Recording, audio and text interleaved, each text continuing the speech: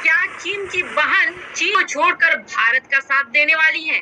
पाकिस्तान के लिए लड़ाकू विमानों का फौज तैयार कर रहा है चीन, वहीं भारत की क्या तैयारी है? हिंद महासागर में भारत कर रहा है कुछ खास और पाकिस्तान में चीन के प्रोजेक्ट को लगा बड़ा झटका और भी बहुत कुछ। आइए जानते हैं इन खबरों को विस्तार से।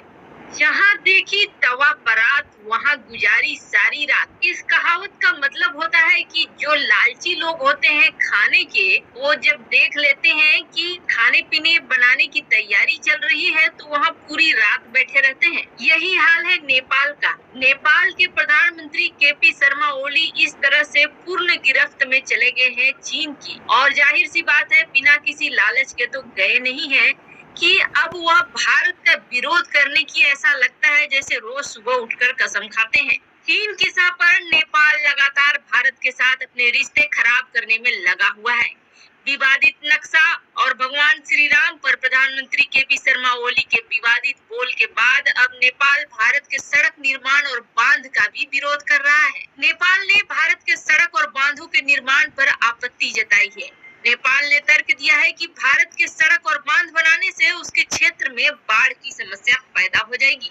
नेपाल का यह आपत्ति हालांकि निराधार है। सच्चाई यह है कि नेपाल से आने वाली पानी की वजह से बिहार को हर साल बाढ़ का सामना करना पड़ता है। साथ ही गंडक और कोसी नदी का पानी भी लगातार बढ़ रहा है। ऐसा कहा जा रहा है कि नेपाल सरकार ने भारत को बाकायदा एक राजनयिक पत्र लिखकर सड़क और बांध निर्माण पर आपत्ति जताई है। वहीं पाकिस्तान में ग्वादर के रास्ते भारत को घेरने की कोशिश कर रहे चीन को जबरदस्त झटका लगा है। चीन पाकिस्तान इकोनॉमिक कॉरिडोर में पहले ही अरबों डॉलर लगा चुका है ड्रैगन, और उसकी चिंताएं अब इस तरफ बढ़ रही है कि प्रोजेक्ट की सुरक्षा और लागत बढ़ती चली जा रही है।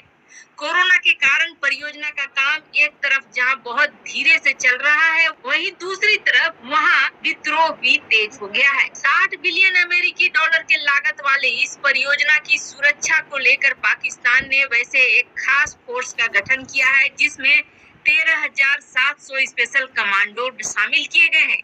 इसके बावजूद इस परियोजना में काम कर रहे चीनी नागरिकों को समस्याएं आ रही हैं। चीन ने BRI के तहत पाकिस्तान के ग्वादर बंदरगाह को 80 करोड़ डॉलर की अनुमानित लागत से विकास कर रहा था।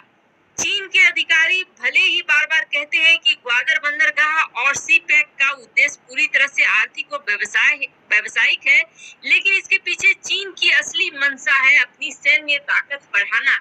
एक तरफ पाकिस्तान को चीन तैयार कर रहा है और उसके लिए JF-17 बना रहा है लड़ाकू विमान।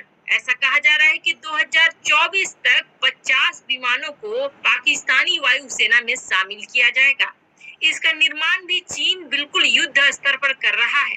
वहीं भारत भी इसके जवाब में पीछे नहीं है।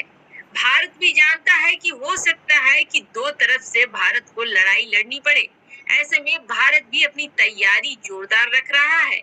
दूसरे देशों से इतनी जल्दी लड़ाकू विमानों का आना संभव नहीं है। बहुत सारी चीजें हैं जिसमें फंस जाती है कोई भी सौदा। विदेशी तालमेल, प्रोसेस और समय, इन सारी चीजों से बचते हुए अब भारत ने भी ज्यादातर विमानों को अपने ही देश में बनाने का निर्णय लिया है, और जिनमें से 83 तेजस विमानों को शामिल करने का विचार कर रही है भारतीय वायुसेना। और ये सारी तेजस विमानें भारत में ही बनाई जाएंगी, यानी कि बिल्कुल स्वदेशी होंगी। ताइवान जिस तरह से अभी युद्धाभ्यास कर रहा है, उसको देखकर आप यही कहेंगे कि ताइवान ने अपनी तैयारी पूरी कर ली है।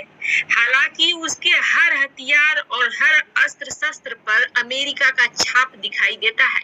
ज्यादातर हथियारें और ज्यादातर जखीरे का सामान अमेरिका का ही बना हुआ है। वैसे आपको बता दें, चीन के बारे में यह बार बार कहा जा रहा है कि चीन अगले साल किसी भी तरीके से ताइवान को अपने कब्जे में लेने की कोशिश